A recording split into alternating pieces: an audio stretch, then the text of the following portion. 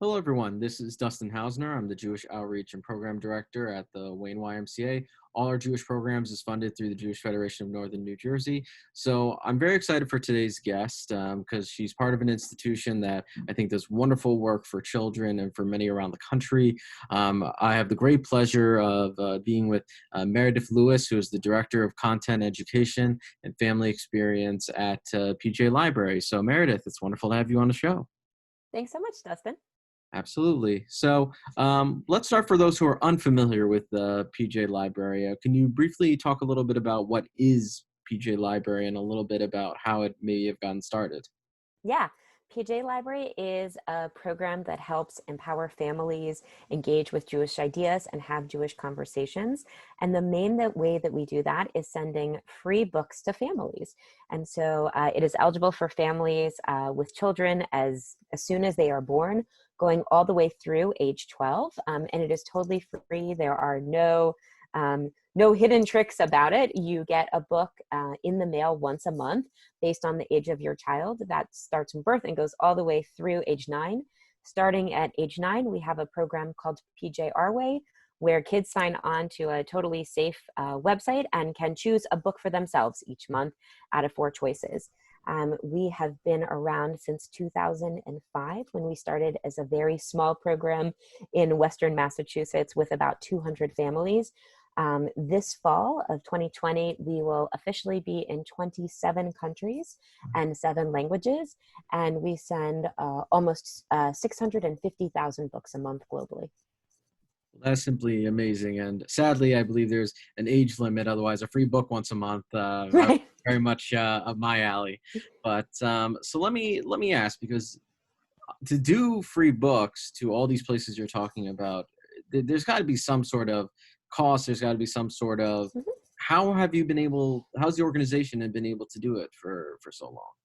Right. We say frequently say that this is a gift of the Jewish community to our families, and it costs a lot to be this free.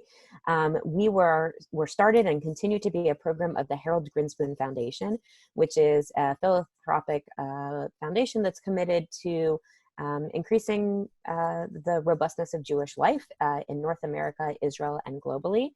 So a lot of our funding comes from that. We also partner with institutions on the ground. So in the US, we have more than 200 local partners that help us reaching families, subscribing those families with programs, and they also support us financially, same internationally. And while families, actually, you can't purchase a subscription to this program, it really truly is free. Any family that's participating, or even families that aren't, can donate to pay it forward so that other families can receive this gift. So for people who are unfamiliar with the types of books, there's very specific contents of what the books cover, or is it like kind of a wide variety of books? So what is the actual content of the types of books that either you get for free or that when you're older Right. you can pick and choose to get? So we really focus on making sure that books are fun. We don't send out textbooks. We don't send out books that you would call strictly educational. We're really focused on inspiring stories, and we focus on stuff that is age developmental. And so for our youngest kids, for the babies, those are going to be board books that introduce Jewish holidays, Jewish symbols and ritual, and even some Jewish values, like you're never too small to be able to help or to be a part of a community. As you get older into preschool and early elementary school age, those are picture books, again, that have Jewish holidays as the background or the theme. They might be around life cycle events, values, how we treat other people, and Jewish history and Jewish places. Starting when we get into later elementary school, you're going to see early chapter readers. You're going to see the introduction of biographies. I think many second and third graders, hallmark in many school curriculum is a biography fair where you choose someone and you do a research report on them. So we find that for a lot of our kids that age, that ability to bring in some of their Jewish identity into public school can be really exciting. And then for our ages 9 and up, we focus on middle grade, which is generally the genre of books kids at that age are reading. I tell people that Charlotte's Web and Charlie and the Chocolate Factory are middle grade before that term even existed for the publishing world, but they're generally speaking chapter books, graphic novels. They might be contemporary, historical fiction, biographies, some nonfiction. We really try to vary it so that kids can find books that they fall in love with, and that they can also be exposed to topics that they might otherwise not be reading. So for the books, is there any sort of particular criteria for the types of books that you offer? Because again, it sounds like you have quite an extensive library, but is there any sort of cutoff of what types of books you will give to kids, or certain books you certainly won't give to kids? So yeah, so again, age developmentally, our factors are some of the biggest ones there. So while our middle grade program, ages 9 and up, have some books that talk about survivors from the Holocaust, we don't do anything younger than that. It's not age appropriate. The vast majority of our books, I would say, have something that is pretty apparently Jewish to the reader. All of our books, and I actually have one here that I can show off, have flaps on the inside. And so if the parent themselves has some questions, what's Jewish about this book? This book talked about a holiday or a custom that I don't know. We're going to help the parent to be able to not only answer their kids' questions, but answer their own questions. So that feels really important to us. And so again, the topics, most of our books are going to have something that feels very apparently Jewish. We have a handful of books where the value is something that is very Jewish, but it doesn't come across in the text.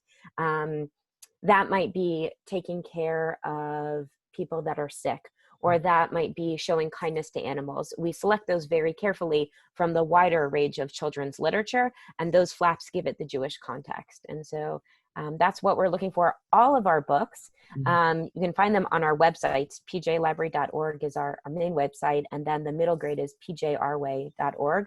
And one of the great things is that our books are about 95% of them are available in the trade. That means if you use Amazon or Bookshop or your local independent bookstores, you can purchase almost all of them. There are a handful of books that we actually create ourselves that we're working on getting commercially available. But sometimes people say, my cousin got this book and it was so great. How can we get a copy? I'm like, you can buy it. And so we're giving exposure to families about books that I think otherwise they wouldn't necessarily seek out or find in their libraries, or wouldn't grab at the bookstore or on Amazon. So you did list obviously the 2 website areas where people can explore and look into. I was curious, how have you been able to, especially with it being nationally and now internationally to such a degree, how have you been able to reach out to the different Jewish communities? And also with, unfortunately, the coronavirus right now, has there been any challenges to able to provide the books and services that you've been able to do, or for the most part, has it actually been fairly steady? Right. Since So I would say this is where our local partners certainly help us. In local communities prior to coronavirus, it wouldn't be unusual to find a PJ library table at a local farmer's market or festival, or parent connectors that are reaching out through all sorts of Jewish institutions and peer referrals. Hey, I know a new mom. They moved into town. They've got a 3-year-old. Are there any programs? Can you connect them to friends? And certainly that happens internationally. And we find a lot of people are looking for information online. And so in addition to listing our books, our website has craft ideas, book lists, recipes, advice about how to talk to your kids about holidays. And so sometimes people find us because they're curious about that. Certainly with coronavirus, our website, we offer a free Haggadah, the book that you would use for the Passover meal, and people were sheltering in place. That really happened right around Passover this year. And so we saw tens of thousands of people coming to our website, getting advice how to host a Seder, the traditional meal, for a first time. They might have normally gone to friends or family, and now they were doing it on their own. We had tips to keep your kids occupied and happy and participating, and the ritual guide that you need, and videos. And so we've definitely been working both to support families with ideas that they can do offline with their kids, right? It's versus craft ideas, things that connect to our books, how they engage with Jewish holidays and Shabbat. And we also have dozens of our authors are actually reading their books online. We know that parents sometimes get busy and need a few minutes, or maybe even more than a few minutes, to keep their kids happy. So we have a number of videos that are available on YouTube and through our Facebook channel, where you can watch authors and PJ Library staff members and leaders reading those books. I mean, that all sounds incredible. And very selfishly, I just want to point out that I was one of the people who used your Haggadah for our family Seder this year. So Wonderful. it was extremely Yeah. helpful, and it was very age appropriate, which I loved. So, there definitely was a lot of love and care in that. And obviously, what you do sounds like a great work of passion. And I'm curious in regards, because it sounds like you have obviously the books that are sent out each month. You have this original content, it sounds like, of the author speaking, different videos, recipes, things like that. I guess a way of asking this question is, do you think when it comes to being able to give books versus your online content, if it's something that you're just trying to be continuous about both, or do you feel that a lot of it's going more in the realm of, let's say, the visual, the electronic, and that sort of area? I mean, I love having the book in my hand. I'm a hardcover book person, but I know not everyone is, and accessibility. So I'm curious if there's a direction that JP Library is going, or if it's working kind of simultaneously. Well, what we see in PJ Library is true of what we see in children's literature, generally speaking. So when we send a book to a kid, one of the things that they're going to do is open it up and hold it like a book and read it. Or a parent, grandparent, loved one's going to be reading it to them. But other things that kids are going to do with a book, like very young kids, are going to go like this. And they're going to learn that this is a thing. This is a tactile experience. And young kids, your youngest kids, 1 and 2 years old, they're still developing their fine motor skills to learn actually how to turn a page. And some kids are going to do this, and that's going to be funny and cute and is a perfectly good way to use a book. I would say that there's more than one way to use a book besides just reading it. And so we find, for us and for the entire children's literature industry, that physical books are still so incredibly important. It is a really tactile experience for kids. That being said, kids are spending more time on screens, and we know that it's not only a convenience factor. There are things that you can do uniquely online. With some of our authors, I could bring them into one school for a visit, but now I can bring them to people all over the world together. And those kids can not only see the author, but they can see other kids from different places and interact with them. Another thing that we've done now, we're going into our second season, is we have a podcast. It's called Have I Got a Story for You? I recently won a Parents' Choice Award, which is really exciting.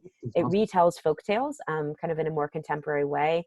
And one of the things that I love about that is that Jewish culture has been telling stories orally for thousands of years. As you and I were filming this, we're going into the holiday of Shavuot, where we receive the Torah. That is what is celebrated. And for years, the Torah wasn't a physical document. It was teachings that were passed on from generation to generation. And so what's really amazing about podcast as a technology is that it's harnessing oral storytelling, but it's screen free, right? You put your screen over there and your kids are listening, right? And so you can both take advantage of technology and give them a break from staring in front of screens, which we know for younger kids has interactions with their brains that are can be great and can also be challenging. And I would say most parents know that feeling when your kid has been watching TV for hours on end. They turn into a zombie, and not a fun Walking Dead zombie. But it plays with their emotions. It plays with where they are. And so we try to say that the books are the core of our universe. That is what we send out. We will always send out physical books. We really feel like we are helping people build their at-home libraries. But keeping up with today's parents means also making sure that there's content available digitally. Let me ask pure curiosity, when it comes to the podcast, you were saying that it takes like Jewish kind of like folklore, fairy tales, and kind of puts a modern spin on it. Would you be able to give a specific example? Because I would be very curious on that, please. Yeah, I'm going to share two of my favorite examples. First one is called Moon Station Alpha. Okay. So it tells a story of a guy who's living on the space station, and it's very cramped in the space station. So he says, and I would imagine, and he feels like everyone is just like kind of all up in his business. So he radios down to Earth, and the two very patient coordinators who have clearly dealt with this astronaut a few times finally decide to help him learn a lesson. So they have him go through phase 1, phase 2, phase 3, all through 28 phases where he has to do ridiculous tasks, carrying water over here, move this over here, move it back that way. And at the end of all of this, they finally say, now undo everything you've done. And he says, wow, I have so much more space. Everyone is so much more kind to me. And for anyone that has heard the story, it could only be worse, which is about a family who feels very cramped in their house. And the advice that they get from the rabbi is, bring a goat in your house, bring a cow in your house, bring a chicken in your house. And the family's like, what are you talking about? And then the rabbi says, let everyone out of the house. And the family says, oh my gosh, our house is so big. So we just kind of flipped that story. We literally took it to space. And so we find that a lot of kids somewhere through the story start recognizing the similarities. Yeah, that's really but they don't say, oh, I've heard that story before. Another one that we have is about a story about a bakery and a very greedy man who decides that he's going to charge for everything that he does, even doing good deeds. And one day the bakery decides to also teach him a lesson. We do a fair amount of that, and tries to charge him for smelling the beautiful challah eaten on Shabbat. And he says, you can't charge me for a cent. And he says, right, we're not supposed to charge for nice things. We flip that story, and it's done in the form of a Yelp review. Wow. Right? Because a lot of our kids, the truth is like, no, it's very relevant, but it's like when you said folklore tales, like to me, like my automatic thought was like the golem and like have those folklore ancient tales. But as you were explaining, like the story with the astronaut, that's incredibly clever. I have to say that is a very, way of taking the traditional story and putting a modern take on it. So, and I think that's so much of like a great way to summarize mostly what we're doing overall at PJ Library. Judaism, again, it's a tradition, it's a religion, it's a people, it's a culture, 5,000 plus years old. And one of the ways that it continues to stay relevant are taking these age-old traditions, but making sure that they are contextualized for today. And so that means that we should tell stories that we've heard and that are passed down, but we also have to recognize that the way that we're living life today, the way that Judaism is growing and thriving, that it can change.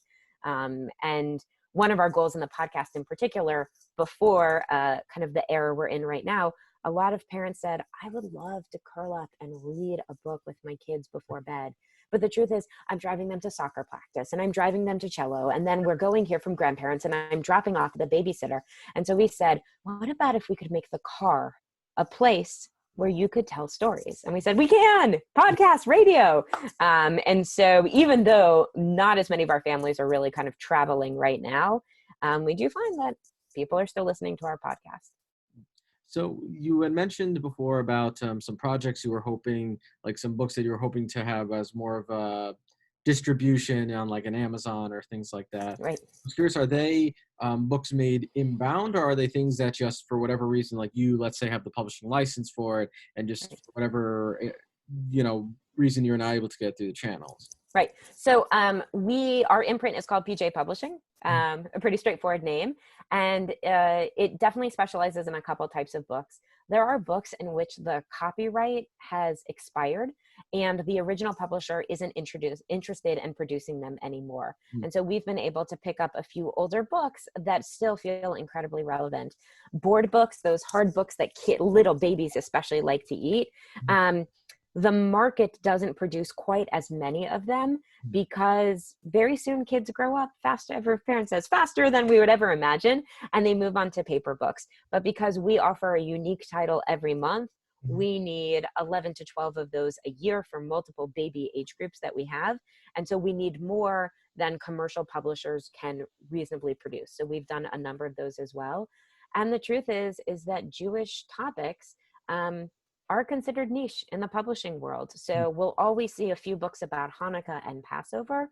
We'll always see some biographies, right? There was many books about Ruth Bader Ginsburg that have come out in the last few years. Most of them actually mention her Jewish identity, but there are tons of famous people that are Jewish who aren't going to be having the books flying off the shelves about them. And there are tons of Jewish holidays. Seems like there's always one coming up.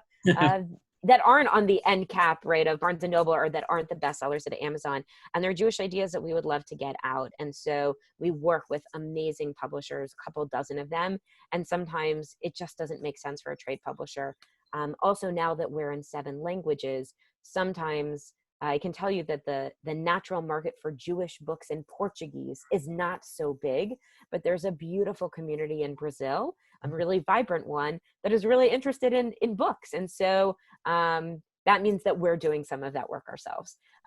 We had not really envisioned selling them at the beginning of our process. And the truth is, families called and said, I got this book, I'd like to give them as gifts. And so it's made us reconsider, and we're working on the process of making sure families can buy them. So obviously it sounds like you have more than enough content going around right now between the podcast, the YouTube, the listening, the books itself.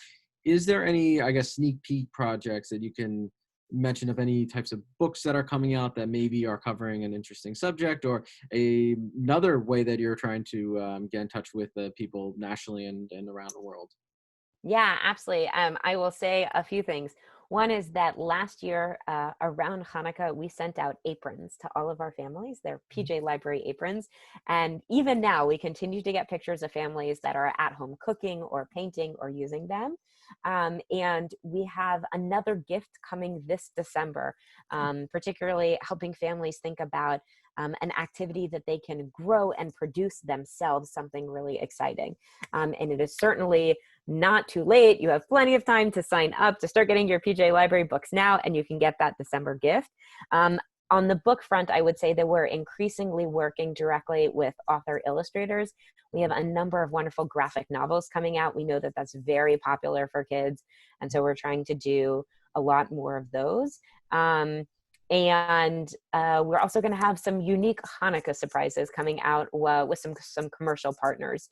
We're really excited. One of the things that is great about PJ Library is that, we're a program, the books come into your home, kids start to recognize our logo, and kids recognize our logo other places they go. So they might be in a community at a program at a JCC or a synagogue, and they say, I know that book, I've read it from home, or I know that blue logo.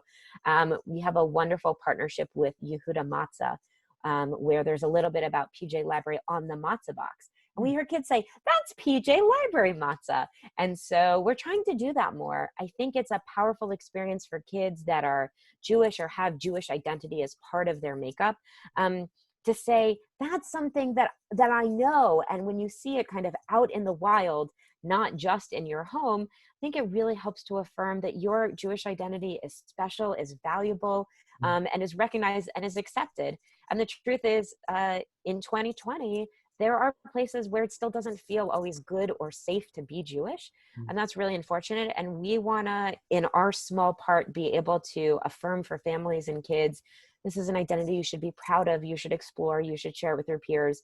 You should be able to see it other places and say, oh man, like that's me, that's PJ Library. So, you've said a lot about the different programmings and number of the books, things like that. I'm curious, for anyone who's watching this who either is unfamiliar with PJ Library or someone who maybe is familiar with it but not as engaged in the website or the products or anything, what would you say to them on, why they should look into PJ Library? Why should they be part of the programs, or, why they should look into it? So I would tell people, the majority of the families that we work with have a parent in their household who did not grow up Jewish. That could be someone that converted along the way, or someone that still isn't Jewish. That's wonderful. That's amazing. We see who is in a Jewish family to be people that are Jewish, people that aren't, your neighbors, your friends, Jewish adjacent.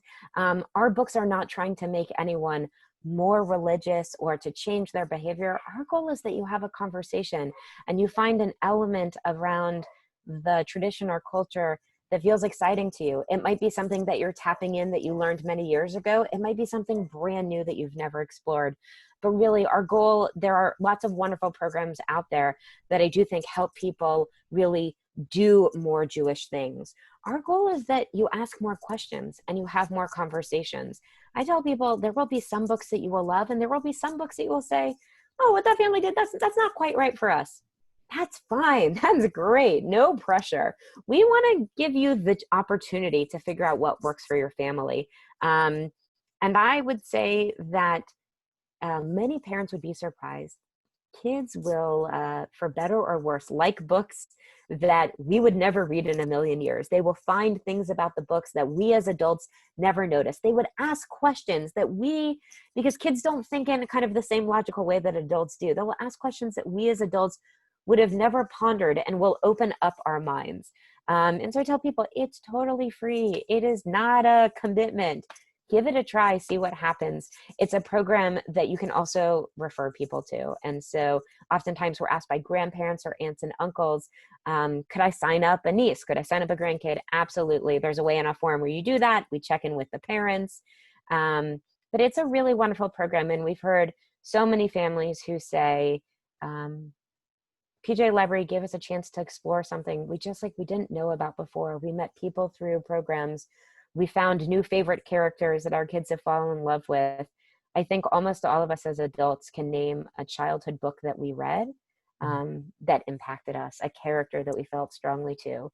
How beautiful would it be in a couple years if a lot of the kids are saying the book that they remember, the character they connected to, was someone who was doing something Jewish? And that just wasn't a chance certainly for someone. I'm in my late 30s. I had a few Jewish books. I did not have the wealth of what's available right now. And I think that's a real gift that we're trying to give to kids. Well, let me ask, because I feel I should absolutely ask, is there any personal favorite books that you would recommend for either little kids or even for families to read? Because I'm sure there's tons of them, but if you have any personal favorites or ones that people should look into. Absolutely. So it happens that one of my favorites is one of the few books that I had growing up. It's a book called Herschel and the Hanukkah Goblins. And it is about a boy named Herschel. He is a trickster, and he has to save Hanukkah from a group of goblins. You're nodding like I think you might know this book. I grew up as well. So. Right? And he tricks the goblins, and he tricks the king of goblins. And there is this beautiful moment where the boy says, I'm not afraid of you. And the goblin says, the king of all the goblins says, do you know who I am? And the boy says, well, I know you're not Queen Esther.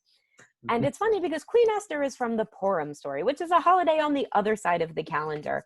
And I remember as a kid for the first time, not only knowing that this was a funny book, it's a little bit frightening, but I wouldn't call it scary. And I remember feeling I was in on a joke. Someone got me, right? I was a kid who went to Hebrew school. But I felt like really seen in this book, which has all these like disgusting looking monsters. I still think it's a classic book. And one of my very favorite things that I get to share is not only are my kids reading my copy that I read growing up, we have it now recently signed by the author. Wow. That author, Eric Kimmel, is still writing PJ Library books. I just got a manuscript from him last week that's going to be a new PJ Library book. He has written dozens of books. And there's something that is both beautiful about that intergenerationalness, that another generation is encountering Herschel, and my kids are getting brand new books from this author that like there are still ideas that are pouring out of his head. So that's one of my favorites. I would also be remiss if I didn't say that we have a process where people can submit manuscripts to us. So we accept manuscripts from Eric Kimmel, or this very well-known and incredibly talented author. We take manuscripts, though, from anyone. They are sometimes teachers that have ideas, or parents, or aspiring authors.